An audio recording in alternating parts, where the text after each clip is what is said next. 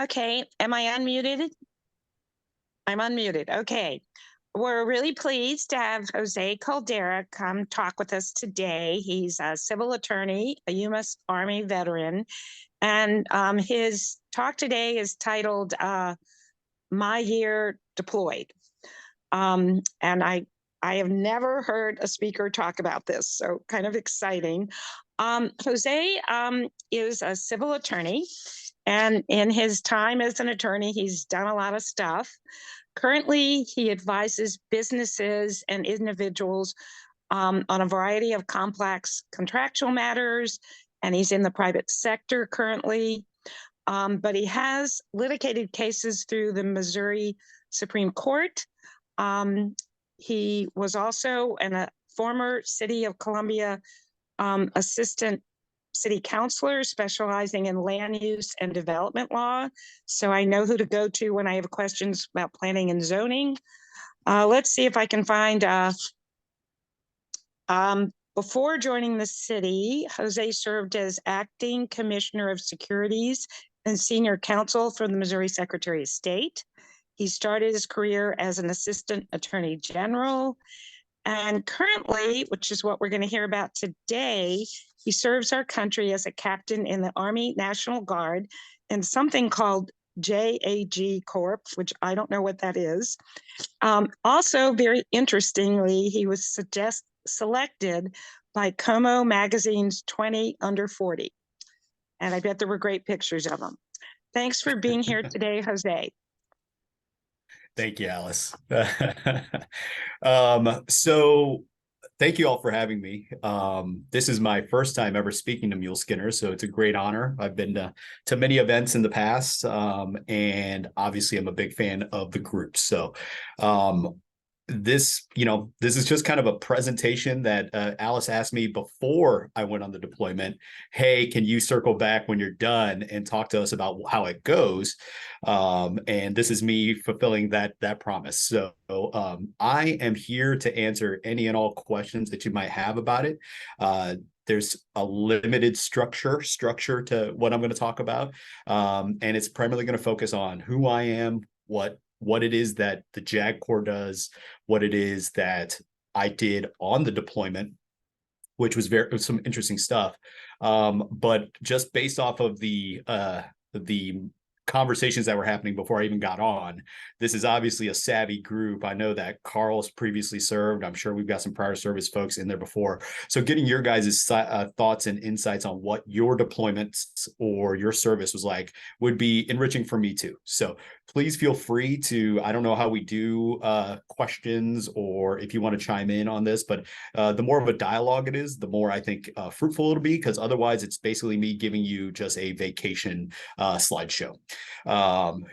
So anyway, just to start off and to piggyback off of that phenomenal introduction that Alice just gave me, my name is Jose Caldera. I am an attorney at the law firm of Harper Evans Wade Nedemeyer.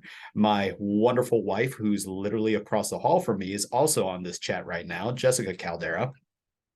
And to the extent that she can participate, I would love to hear her perspective, because as many individuals know, when you deploy, you don't do it in a silo. You don't do it in your own. Your family does it with you.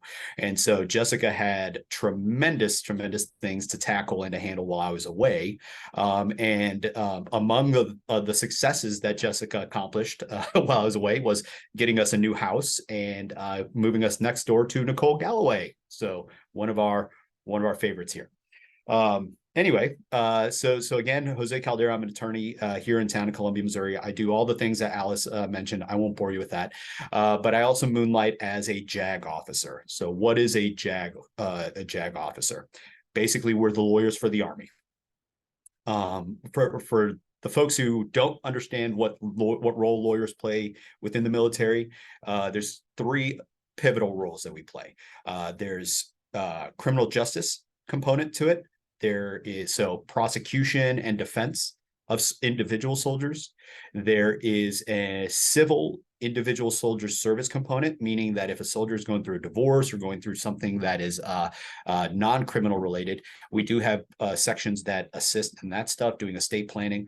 And then what I did on the deployment, which was serving essentially as in-house counsel for the commanders. So during the deployment, I was just a lowly old first lieutenant, but because I'm old and grizzled, they were kind enough to give me an opportunity to do things that was way above my rank, way above my pay grade. And I'll tell you about those in a minute. So again, this conversation is going to primarily focus on the advising that I did for commanders. Big disclaimer, as you guys know, the military doesn't endorse candidates, doesn't endorse political organizations. So all that stuff is true here. I'm just giving you my perspective, and I'll tell you, to the extent that things are not classified, some of the things that I did. So there is an element of the classification issue that I heard Herb and Scott talking about earlier, that yes, that comes into play. So my role on this deployment, actually, let's back up. One of the common questions I get is, why did you sign up? So when I signed up for the military, I was 30, Jessica could correct me if I'm wrong here, but I think I was 35, 36, something like that. And I direct commissioned as a JAG officer. So I was already practicing for multiple years before I signed up.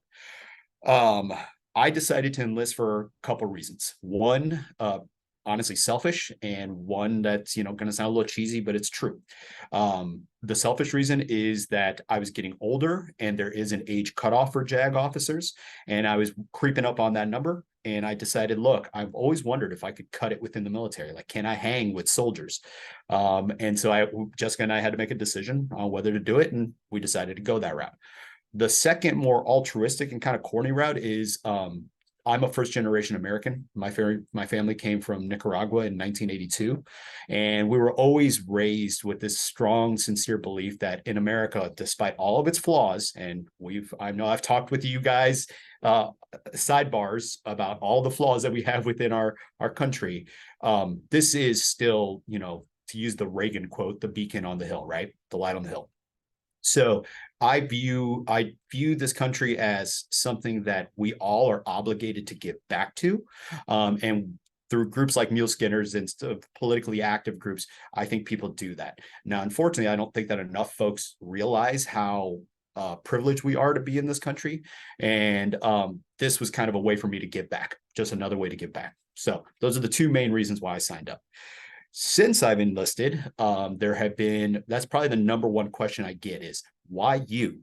And there's always this suggestion, this like implication that because I was an attorney, established in my career, doing okay, that somehow this was a position, or like obligations of serving were for other people, which I am imposing and assuming means like people who don't have other options. I disagree with that 100%. I actually believe that if you've got skills and you've got talents, you need to be using those skills and talents to benefit your community, your county, your country as much as humanly possible. Actually, I think the burden is more on us than it is on the poor kid from inner city St. Louis or the poor kid from rural America. So anyway, that's why I signed up. And when I enlisted, when I commissioned, I didn't know jack squat about the military. I didn't know how it worked. I didn't know the difference between National Guard, active duty components, none of that stuff. I just signed up because I thought for the reasons we talked about. Coming in to my commissioning, I was assigned to a division level asset. Okay, so I don't know if you guys are familiar with the Army structure, but you start off with your platoon, there's the company, there's a battalion, there's a brigade, and then there's a division. All right, so I was assigned at the division level. I assume it's because I was older, even though I was at direct commissioning, I was a more seasoned attorney. So they slotted me in with a division that was set to deploy 3 years after I commissioned. I did not fully understand what any of that meant, nor did I know that I would be leaving the country on a full year deployment so early in my career. But it is what it is. I'm a big boy. I signed up for what I signed up for. So this past year was when I had to come pay that check. So I deployed to the Middle East as part of Operation Spartan Shield, which has been an ongoing mission that we've had since the Iraq War back in the 90s. It's a remnant of Operation, what was it, Desert Storm. It morphed over the years to turn into a mission that supports the war on terror and supported the efforts in Iraq and Afghanistan. And then it further evolved to primarily combat ISIS. Today, the primary purpose of Operation Spartan Shield is to essentially serve as a deterrence for Iran, to prevent Iran from attacking many of our allies in the region or doing anything overtly aggressive.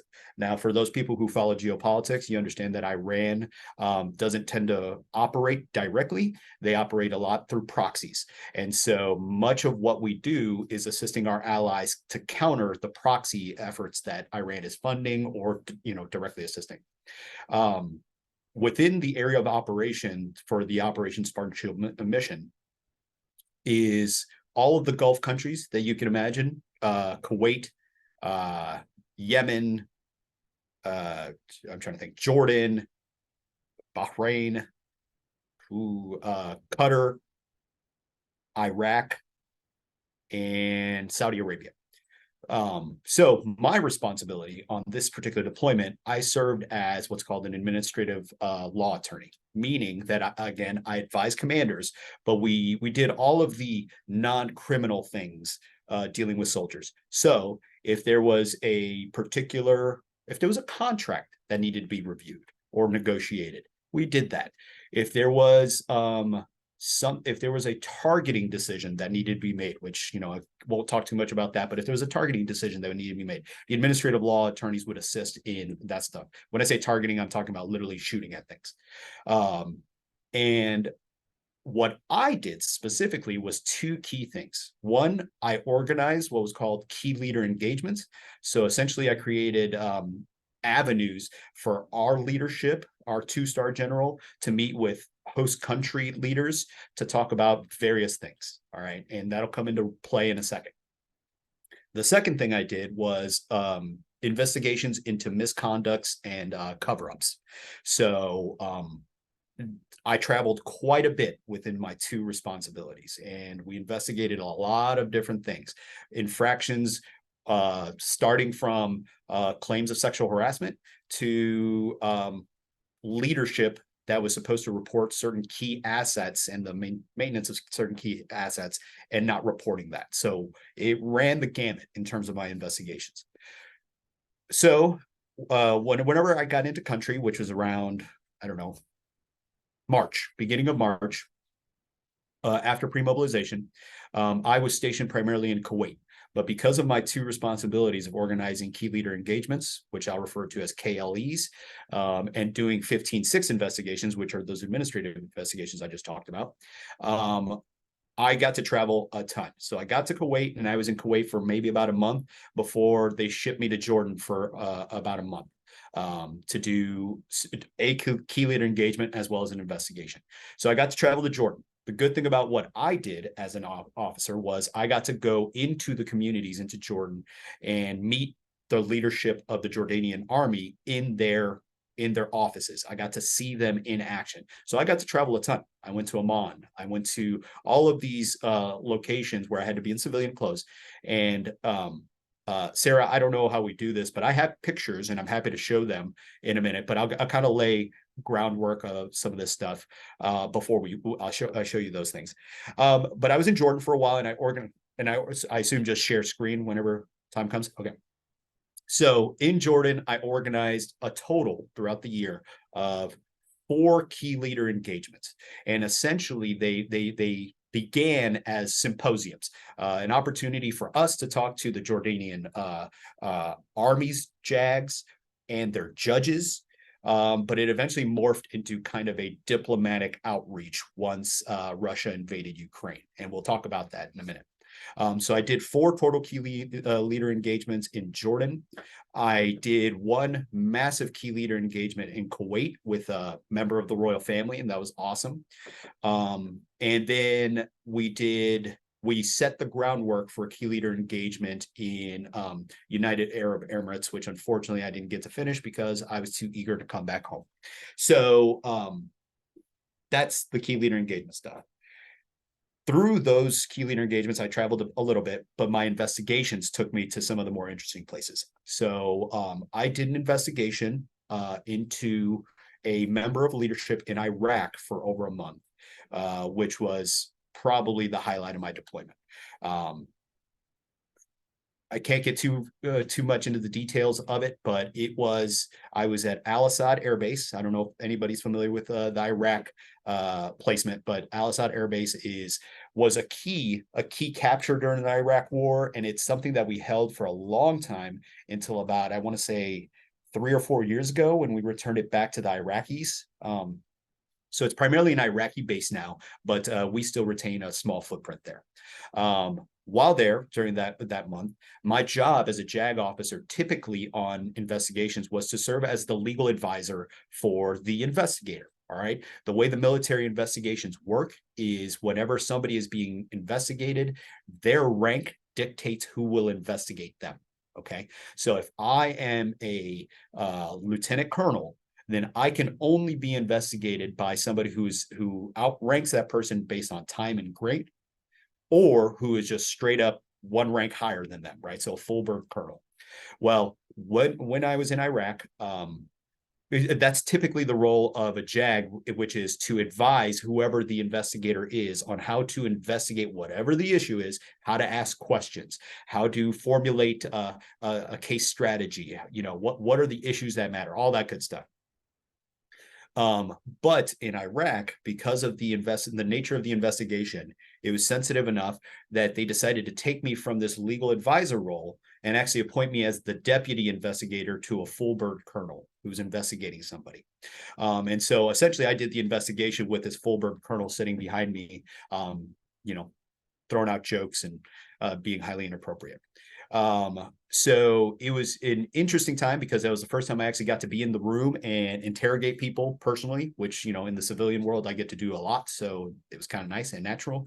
But it did add an extra element because there were a few moments where I would ask people, some tough questions and they would give me responses. And I would get the few good men response of, you wouldn't understand. You're just a first lieutenant. You need me on that wall, that sort of stuff. And that is usually irrelevant for whatever it is that we're investigating. We still follow the law in this country, and even over there we have laws and rules of engagement. You can't just do whatever the hell you want. So anyway, that was probably the most interesting thing that I got to do while I was over there. So just to kind of summarize, my year consisted of this.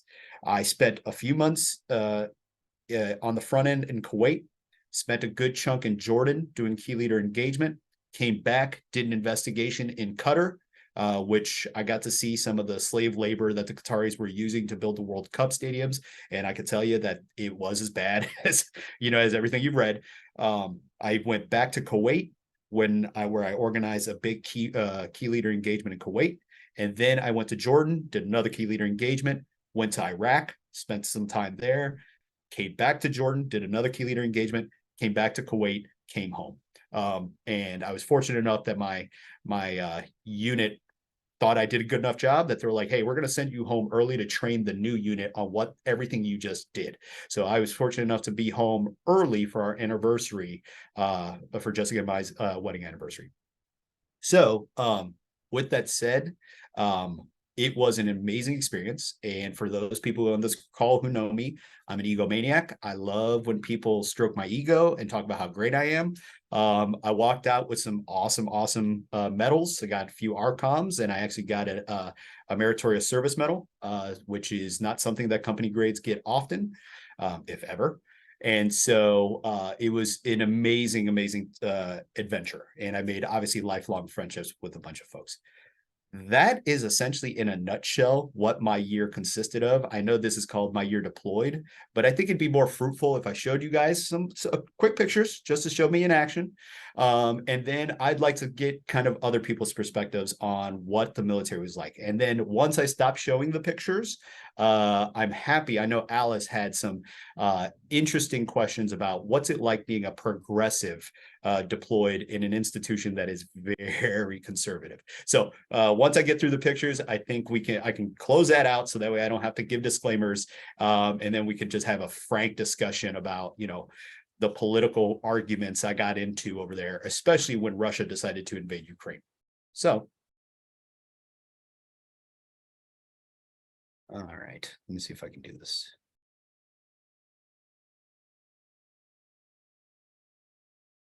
You guys see that okay?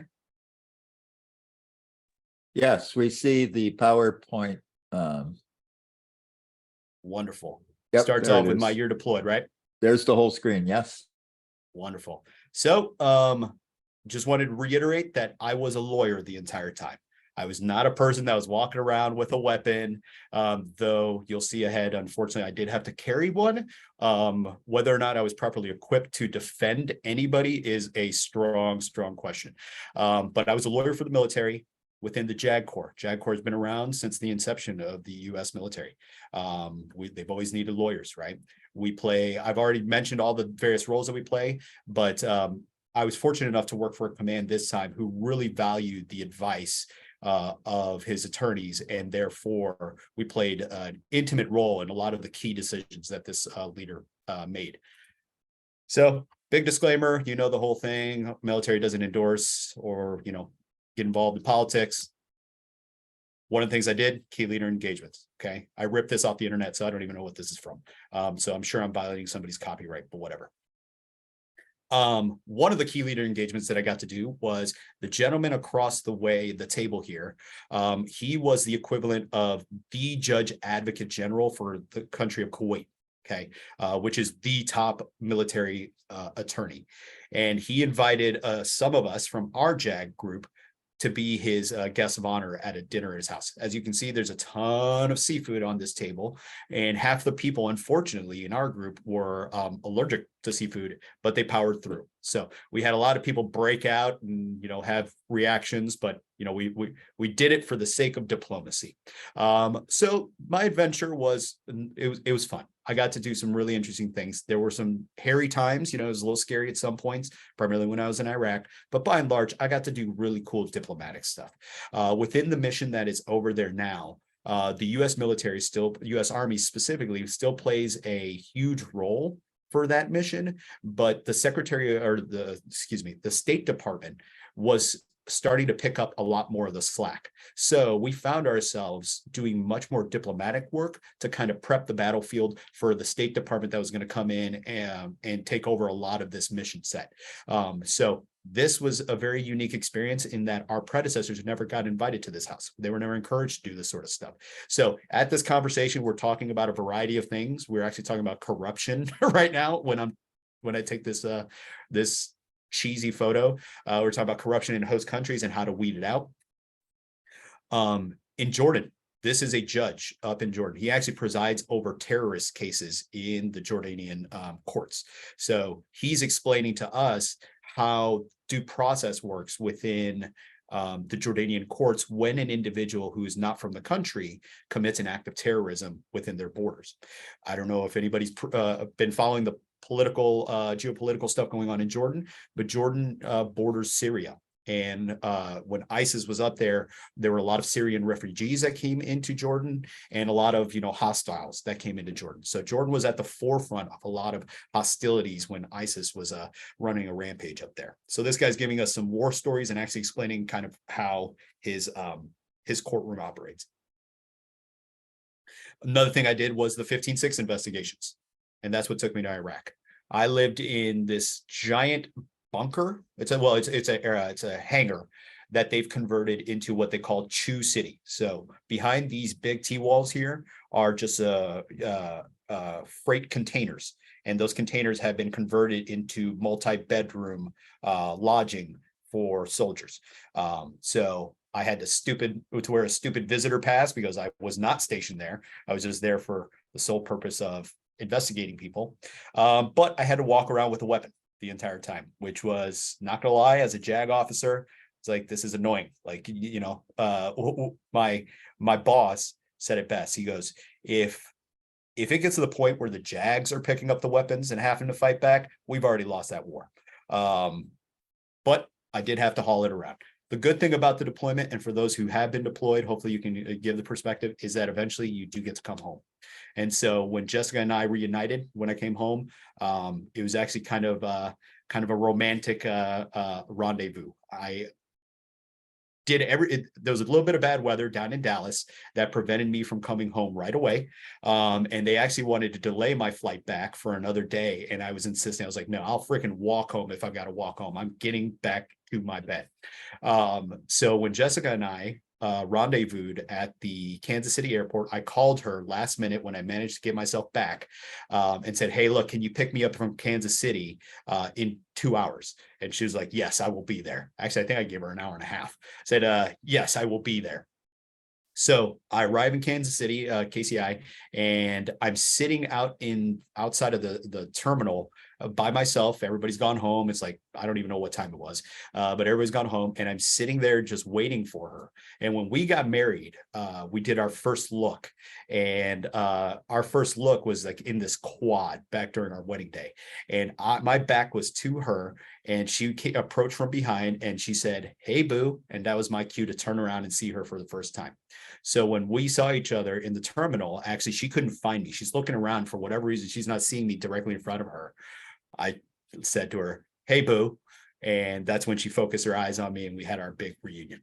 Best part about it is, I finally got some good sleep. Didn't have to sleep in a bunk bed with a bunch of random dudes who snore and have untreated sleep apnea. And I eventually came home to my little dog. That's my buddy Harpo, for anybody who's not met him. And that's our new fancy house next to Nicole Galloway. So anyway, that was in a nutshell my year, what I did, including the fun parts of getting home to Jessica. So now that the screen is no longer shared, I'm happy to answer any questions, talk about any of the things that happened, and also to get into the political stuff, which was fun.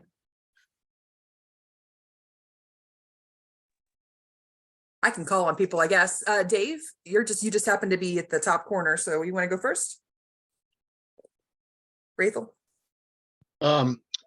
Just clarify a little bit more on what you said, the labor circumstances of the people building the soccer stadium for the World Cup weren't as bad as we've read in the media. I mean, can you clarify? No, what you contrary. I do think they were, as bad, just as they bad. Were bad. Okay, I misheard you then. All right. Yeah. All right. So I'll preface it by saying I was in Doha. Again, it was an investigation that took me down there, but I took the opportunity to go into Doha, and Doha, which is the capital where the World Cup was based out of, Doha was beautiful. It was absolutely clean. They built all of these remarkable parks. The stadiums were glorious. Each building was brand new, pristine. The city was beautiful. However, it didn't take long, or even a person that's that observant, to see, the seedy underbelly of it. I was driving back one night from, I think I went out to dinner. I was driving back, and the road, in the middle of the road, there was somebody who was working in the road on I presume a sewer pipe. So they, had cut out the asphalt and were in the pipe, and there was nothing shielding this worker who was in the middle of the road. Okay. And literally traffic is just kind of approaching like, holy crap, there's a human being here, go around. There's absolutely no safety precautions. Well, this individual, he hopped out of the asphalt, and he wasn't wearing shoes. He was wearing really a beat up, what I presume like beat up casual attire. So like, I don't know what country of origin he was from, but they use a lot of foreign labor there, as you might imagine. And he wasn't given even the basic necessities for security to work on a street. And so when I was there, it was already on the tail end of all of the production, right? And this guy's just like working out without the basics of a person who's working in the field. And so you saw that once. It didn't take long once I noticed him to notice that was everywhere. You saw these guys who were just working in the middle of the night by themselves, doing something without, without safety jackets, without any kind of safety precautions whatsoever around them. So then, and also they're covered in filth. They're just like dirty, certainly because they're working their butts off. But when I saw this guy in the street, I think it was like midnight, maybe 1 a.m. So I can only imagine how much he'd been working that day. So the point that I'm saying is that I didn't see the worst of it, but if what I saw is reflective of the tail end of how these workers were treated, then I can only imagine how bad it was when they first started constructing everything.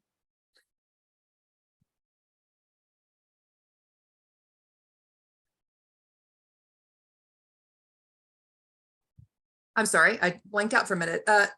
One of the Tillamas has a question. Oh, unmute. Gotta unmute Yeah, her. there you go. Oh, nope. There you are. I was unintentionally silent. My apologies.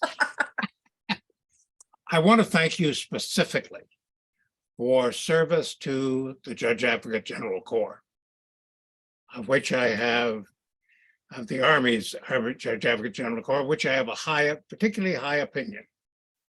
Quick note before the question. My father died when I was a teenager.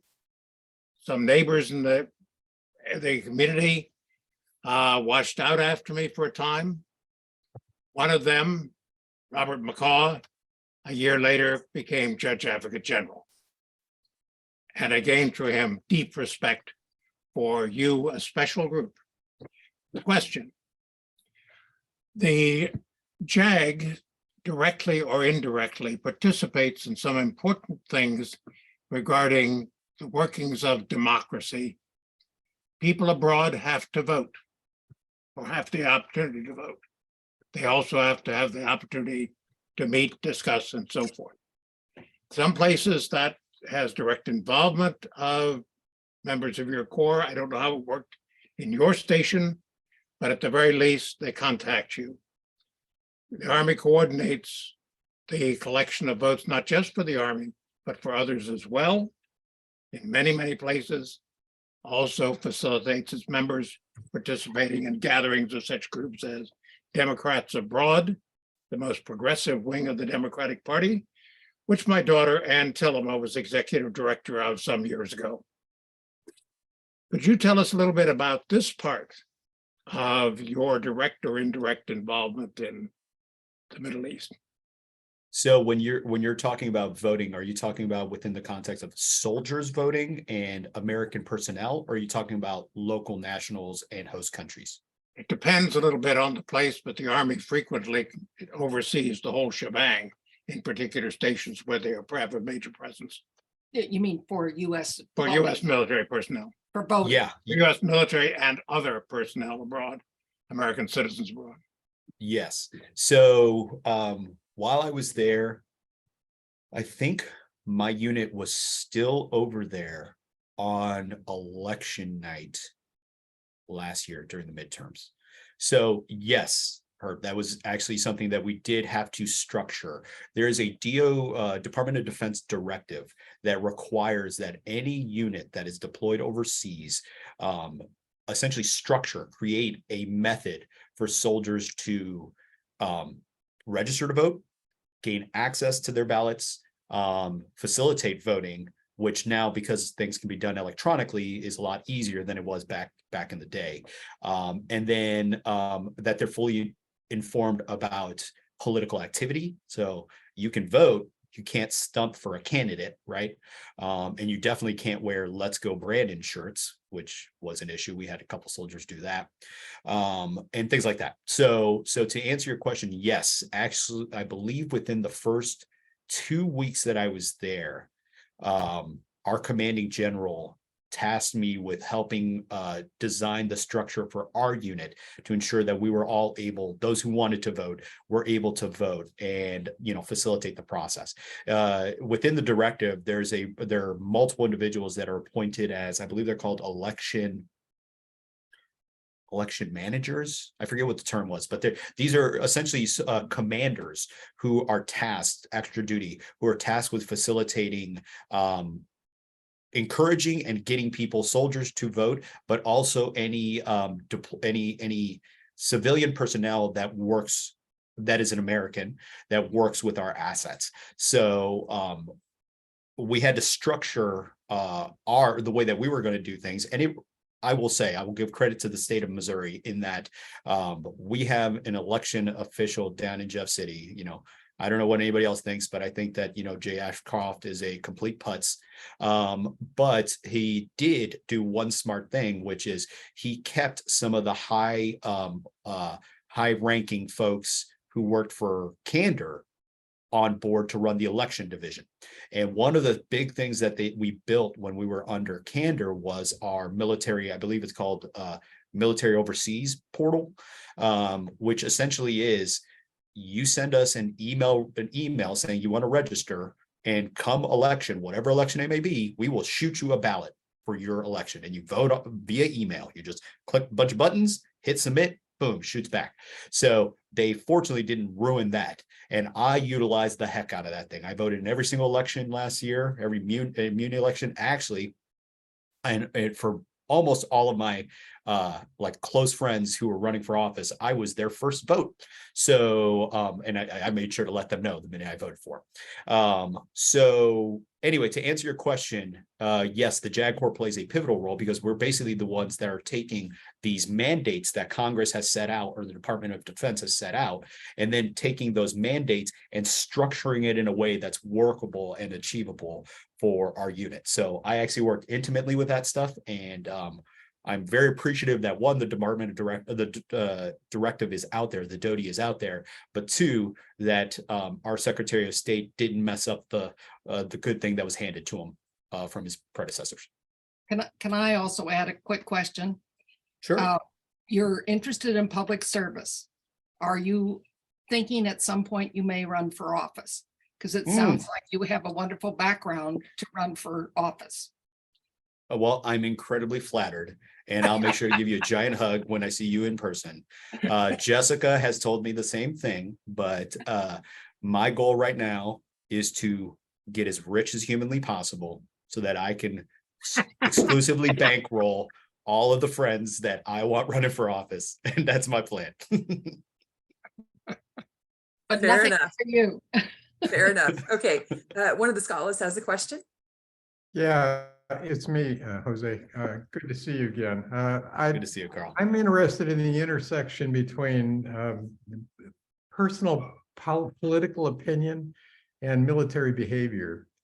I enlisted many years ago in a different war, in 1966 in the Marines. And during the evolution of my military career, I changed my mind. I was certainly on board and gung-ho and all of that, and learned a lot about my physical nature, and that was all to my benefit. But after seeing the body bags come back and being in training, electronics training, so that we could train pilots for Vietnam, the war started to ebb, and the thought started to lead, or I started to entertain the thought of protesting against the war. But you had to keep a cap on it because I still had a 4-year enlistment. Did you have that same kind of evolution of epiphany, or how did you deal with the reconciling the politics with the military?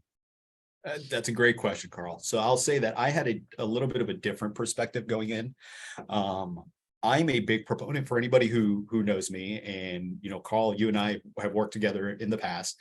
I'm a big proponent on progressives not ceding any important spaces to conservatives.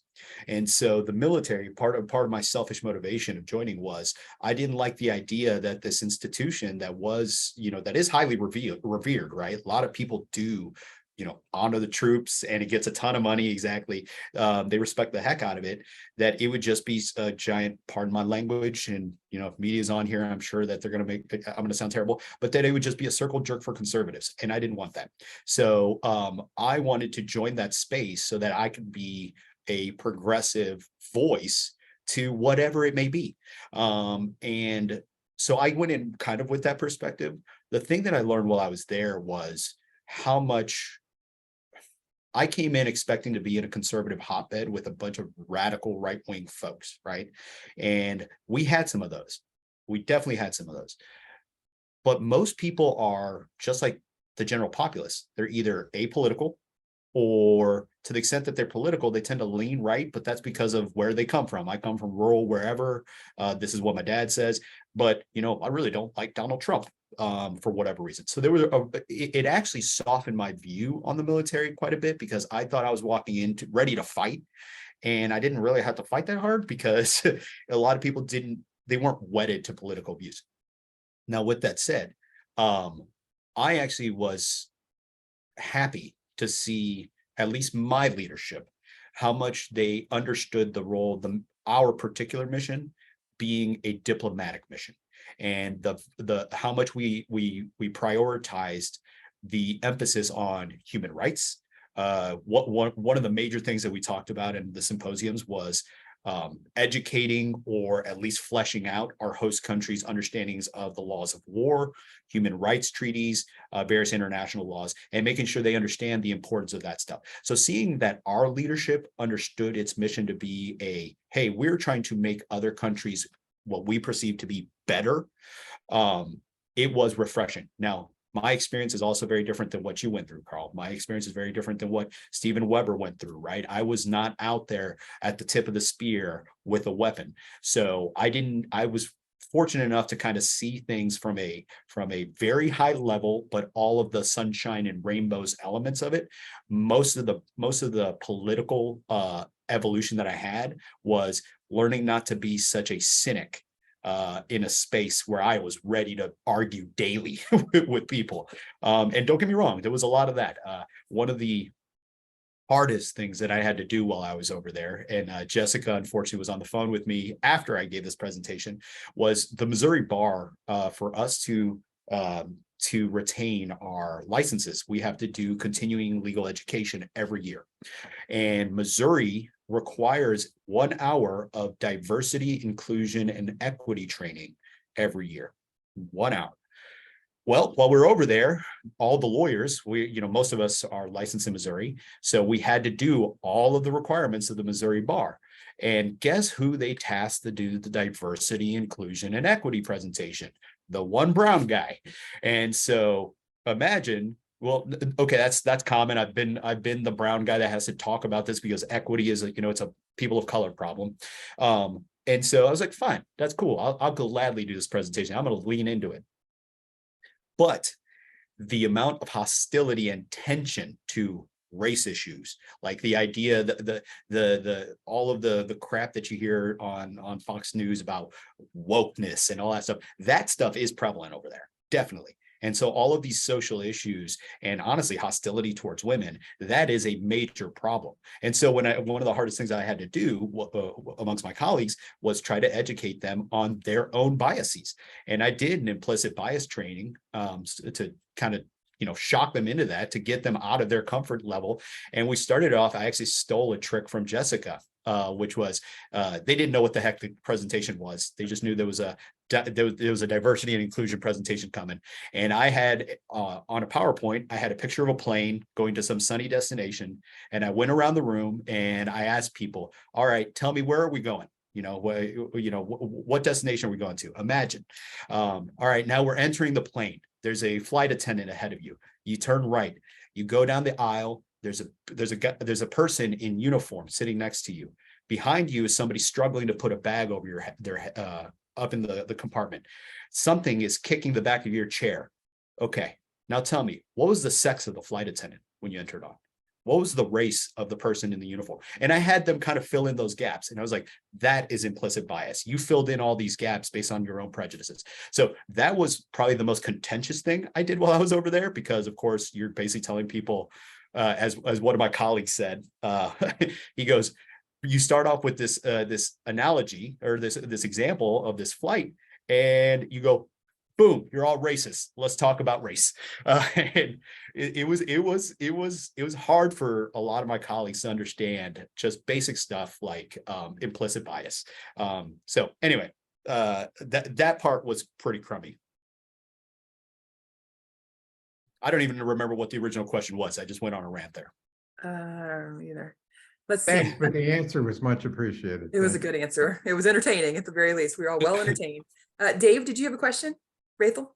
I would like to chime in with a story of an episode of my Army experience. I don't usually do this because, you know, most of my stories are stupid, but I thought people might be amused. So I was stationed in Germany when Jimmy Carter was running in 1976, and I was in an admin company. So I'm working in a building with, you know, maybe 80, 90 people. And on the last day that our absentee ballots can be mailed, so they'll be back to the States in time to be counted, the command sergeant major walks around the building going, "Last day to get your ballots in. I'm voting for Jimmy Carter. You all can vote for who you want. Just so you know, I'm voting for Jimmy Carter." That's the complexity of people in the military. Yep. Yep.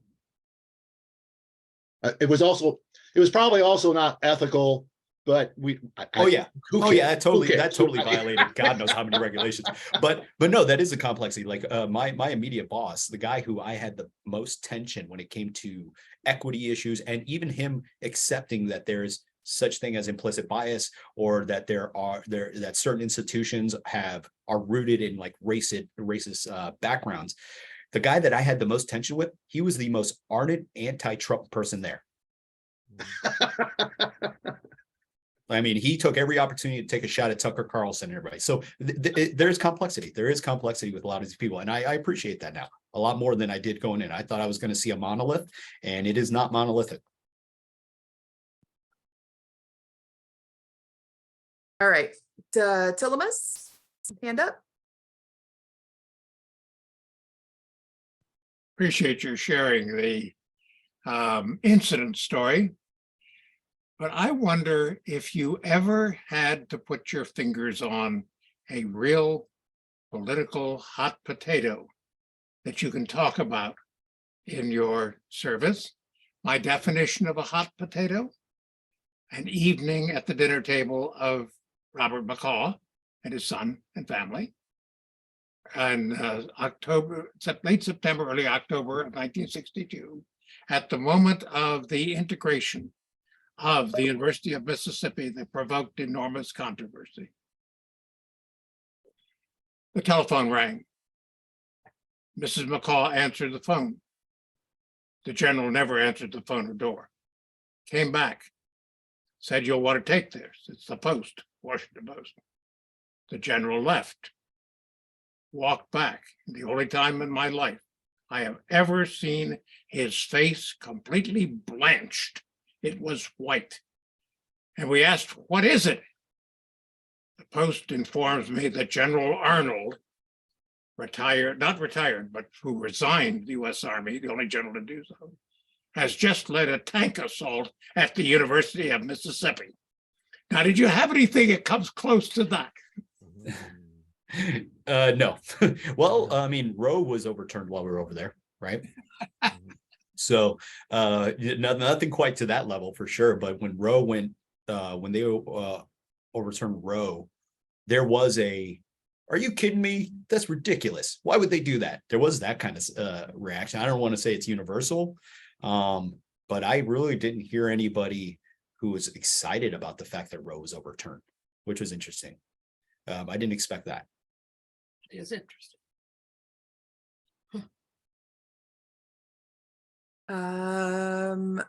I see Alice's hand, and then we'll go back to the scholars.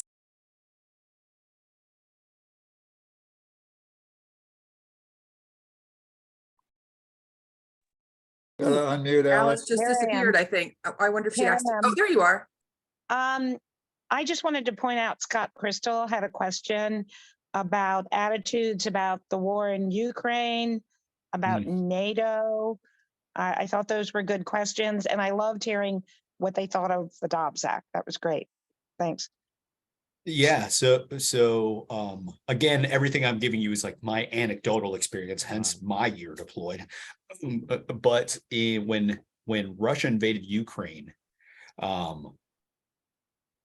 I think it's safe to say, minus maybe one or two people that I can think of, there was a universal, well, the initial fear was, oh shit, what does this do to us?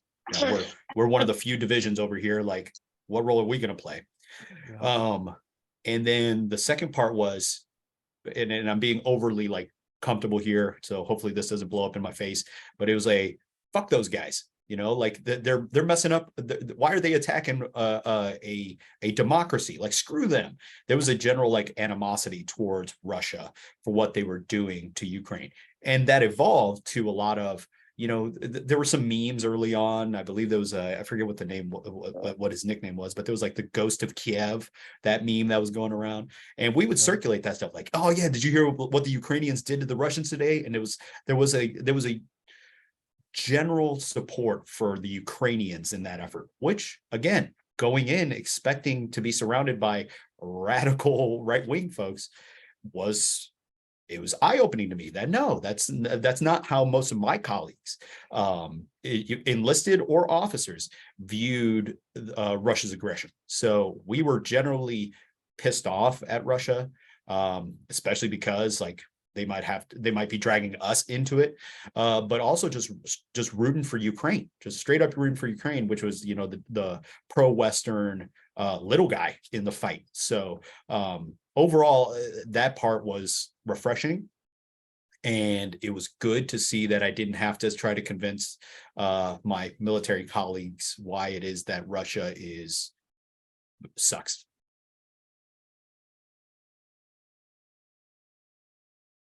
All right, and then Scholars, somebody's got their hand up there.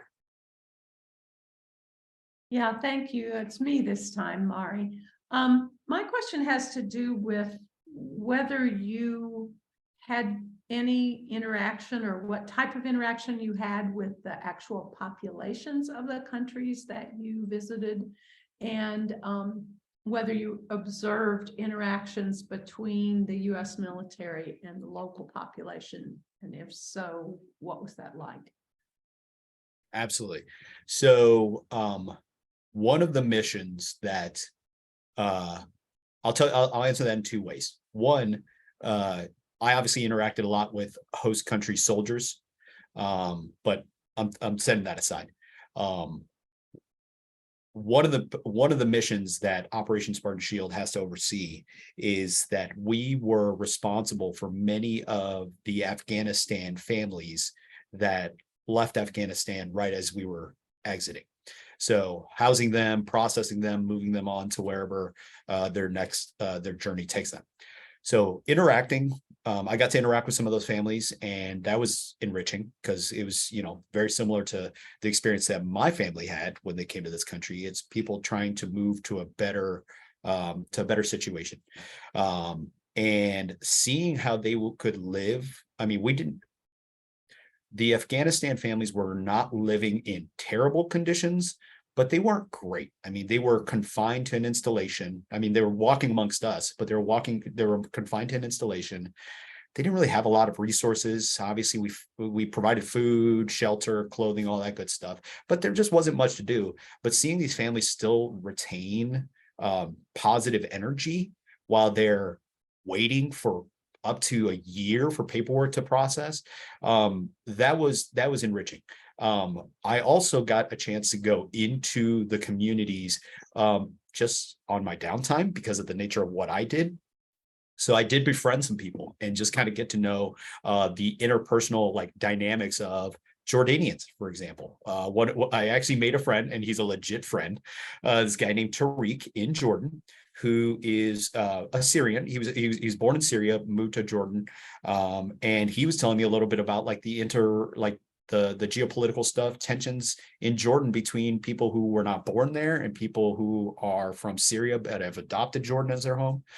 So yeah, I got to see a lot of people in kind of their quote natural habitat, and see like the things that make them tick. And as you might imagine, I'm sure you've heard a million different, you know, speakers say this, but like, I mean, the problems that people face over there are no different than what we deal with here, right? Like they're just trying to figure out how to get by while keeping their head up. So I did get to interact with a lot of folks and see kind of how people lived. And it was my favorite part about it, and I think Jessica can attest to this too, is I came back appreciating a lot of smaller things in life. Now, I stress out about little things a little bit more than I think I did before.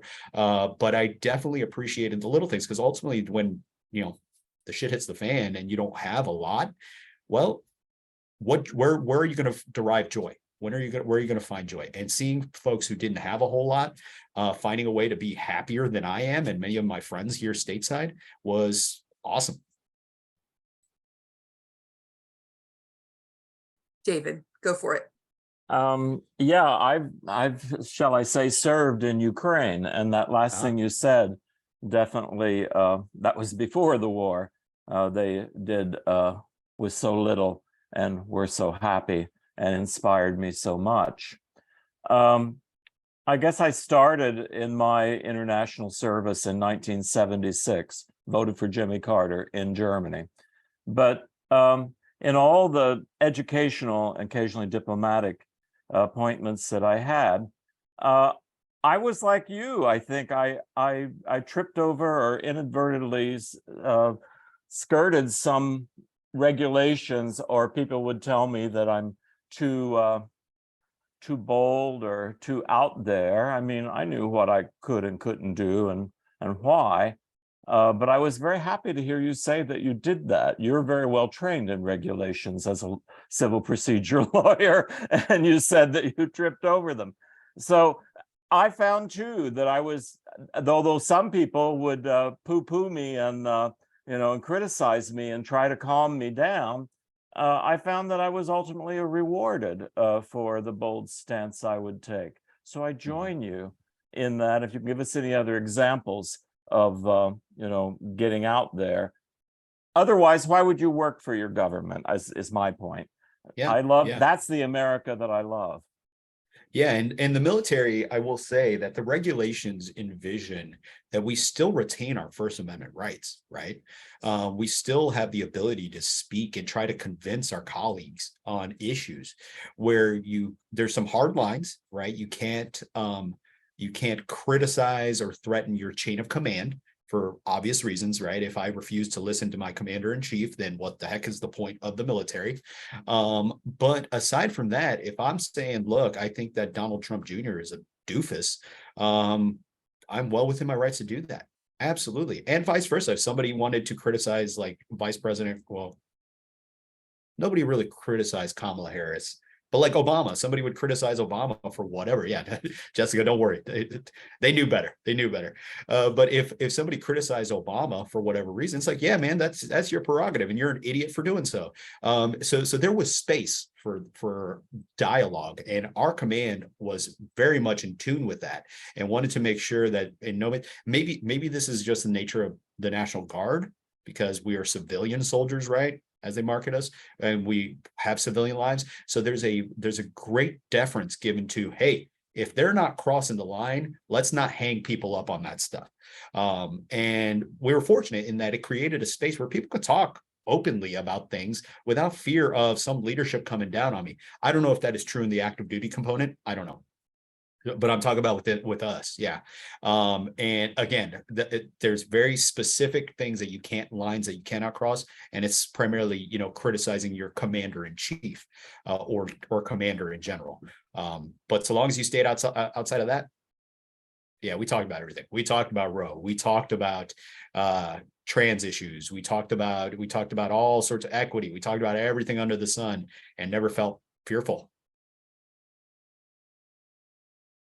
Philemus.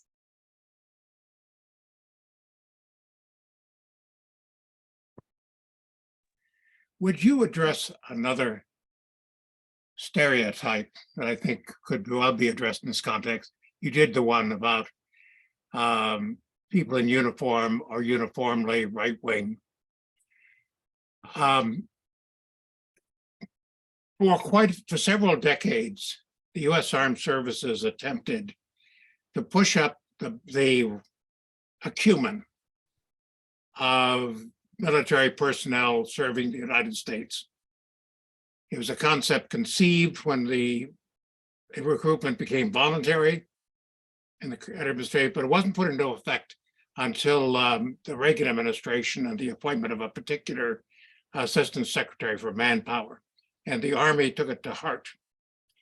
And over the years on the standard Army test, as the secretary, the chief of staff of the Army declared 5 years ago, had managed to push up the average performance by a standard deviation, even a little higher for women, from strict average of the society to the low end of the gifted rank.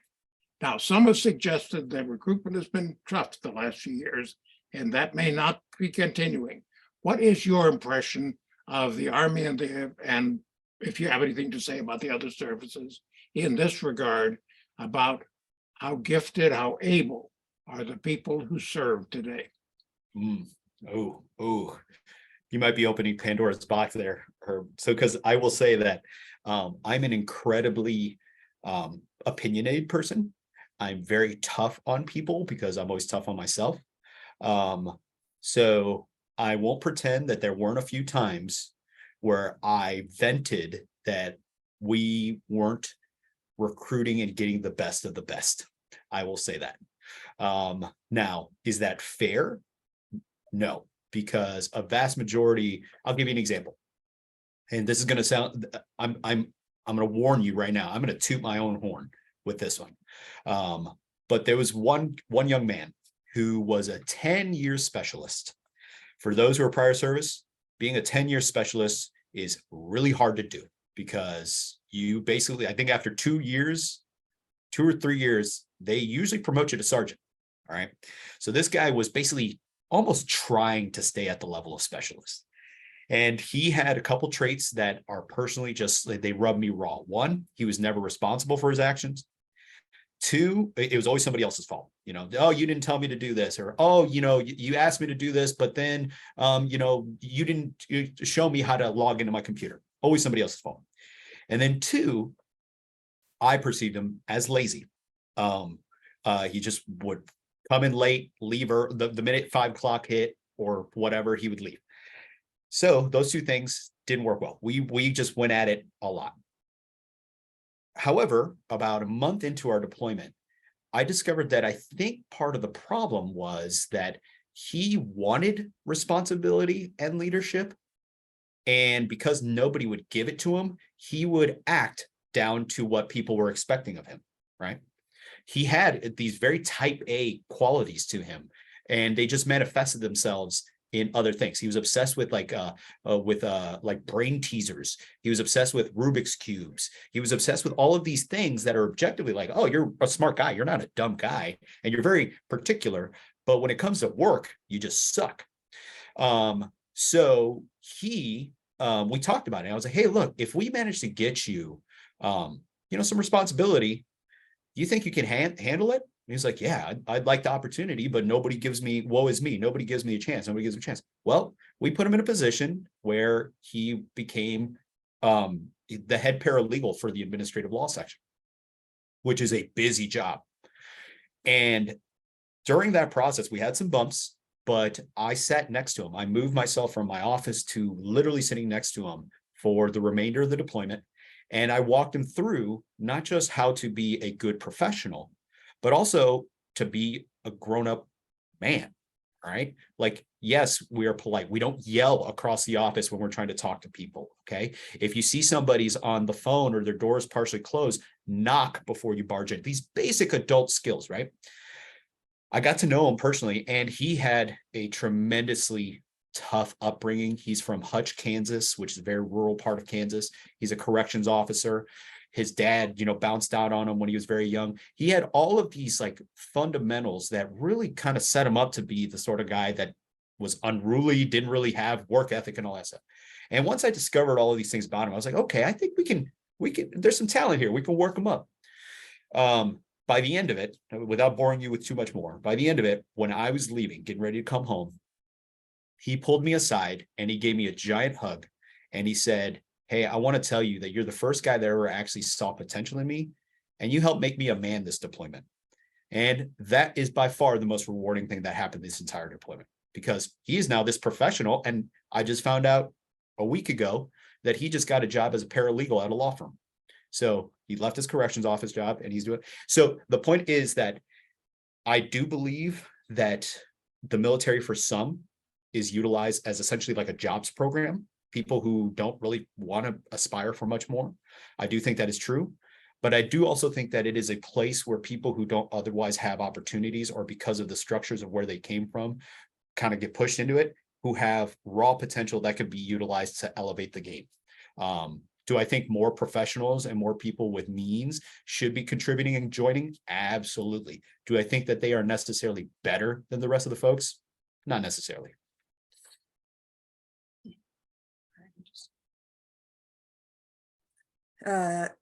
Scholars, and maybe let's make this the last question, unless someone's got just a burning question, because I notice it's already 10 after 1. So we might want to let Jose get back to his day job. Okay, won't take too much time. This is a little bit different. In my experience in public service on the city council, you were kind of the lead for the expertise from the legal department in terms of the Missouri Sunshine Law. Oh yeah. Yeah. And then I'm interested in what your thoughts are about what the Missouri legislature is trying to do with respect to Missouri Sunshine Law. Oh, interesting. Okay. So the legislature just continues to amaze me with some of the ridiculous things that they do down there.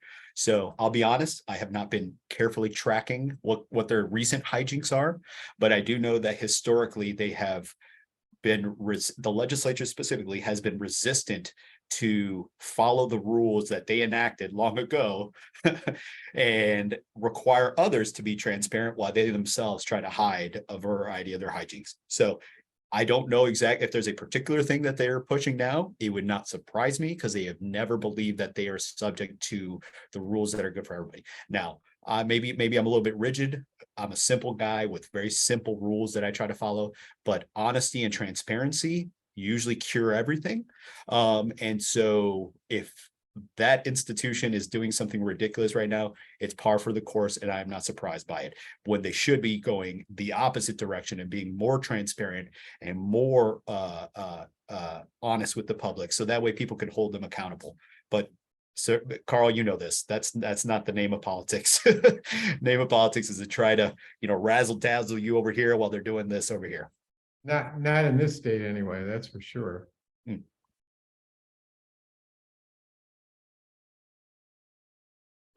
Anything else, sir? I don't see any other hands, so I guess we feel like we've grilled you long enough. Thanks for being here. Thanks, Jose, for taking the time to speak with us. This has been really great. We even got a slideshow, which was like extra fancy and fun. I love seeing the inside of the houses, right? Like I love seeing other places and like how people, just how they live, and how the food on that table was like gorgeous. I couldn't believe it. I'm like zooming in. I'm like, what are they eating? There's so much food. It was so pretty. So again, we're going to have a recording of this up here in a few hours. It takes a little while for it to process. And I threw in the chat the direct address if anybody wants to share this with friends. Next week, we're going to hear from Ashton Kuhnel. That's my best guess. Who's a grassroots organizer for the Sierra Club and a co-coordinator of the Will of the People Coalition. And they're going to be talking about trying to preserve the initiative petition process and all the different attacks on that. So that should be very, very timely. With that, I think we're ready to move on to our business meeting, which will be very short.